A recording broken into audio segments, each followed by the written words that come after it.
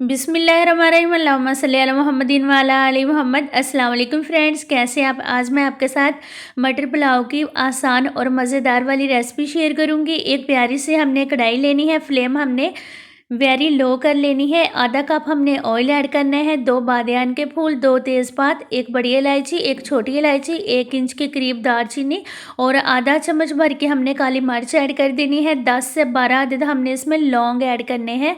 Flame हमने very low कर लेनी है और इसको हमने हल्का सा फ्राई कर लेना है। जब एक अच्छी सी खुशबू आना शुरू हो जाएगी तब हमने इसमें ज़ीरा ऐड करना है। ज़ीरा तकरीबन मैंने अच्छे से साफ़ कर लिया था, 1 से 1.5 चम्मच मैंने ज़ीरा लिया है, ये हम इसमें ऐड कर देंगे।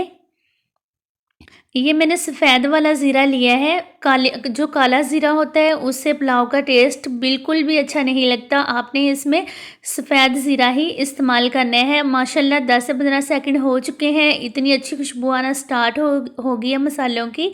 अब हमने 1 चम्मच भर के इसमें प्याज का पेस्ट ऐड कर देना है। आप जूलियन शेप में भी प्याज को काट के ऐड कर सकते हैं, चॉप कर सकते हैं, जिस तरह से आपको पसंद है उसी तरह आप इसमें ऐड कर दें। 1 चम्मच भर के हमने अदरक और लहसुन का इसमें पेस्ट ऐड कर देना है।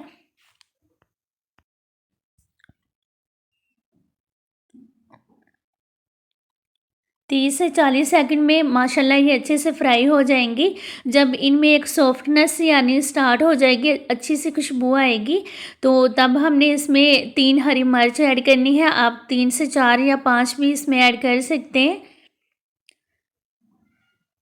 1 चम्मच भर के मैंने इसमें टमाटर ऐड किया है। आप इसमें 1 से 2 टमाटर भी ऐड कर सकते हैं, लेकिन मैंने सिर्फ इसमें हाफ टमाटर ही ऐड की है।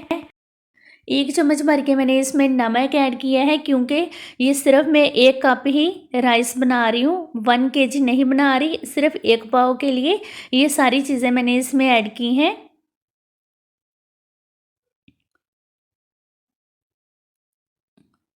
1/4 टीस्पून मैंने इसमें लाल मिर्च ऐड की है। अब हल्का सा हमने पानी का छींटा लगा लेना है और 1 कप भर के हमने इसमें मटर ऐड कर देने हैं।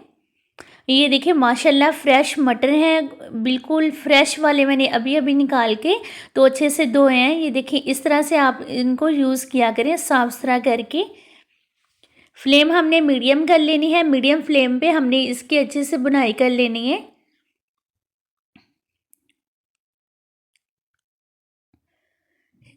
इनको मैंने हल्का सा पानी का छींटा लगाया है। अब हमने इसको कवर करके रख देने हैं 3 से 4 मिनट के लिए। फ्लेम मीडियम रखिएगा। ये देखिए 3 से 4 मिनट हो चुके हैं, टमाटर सॉफ्ट काफ़ी हद तक हो चुके हैं। अब हमने मीडियम फ्लेम करके अच्छे से इसकी भुनाई कर लेनी है। जब हम मटर पुलाव बनाते हैं ना, तो मटर थोड़े कच्चे रह जाते हैं, तो फिर इतना अच्छा टेस्ट नहीं लगता है। इसलिए आपने इनको अच्छे से चेक करके जब ये अच्छे से कुक हो जाएं तब हमने इसमें 2 गिलास पानी ऐड कर देने हैं, क्योंकि 1 गिलास भर के मैंने इस राइस लिए हैं। उसको तकरीबन राइस को मैंने आधा घंटा हो गए पानी से भिगो के रखे हुए हैं।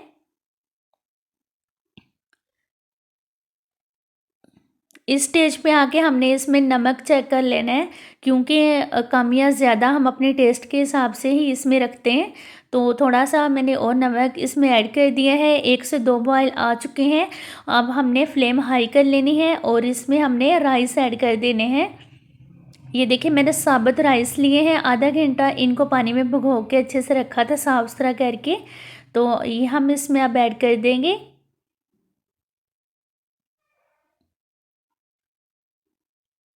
प्लेट को अच्छे से साफ़ किया करें, इस तरह से रिज़्क में बरकत आती है।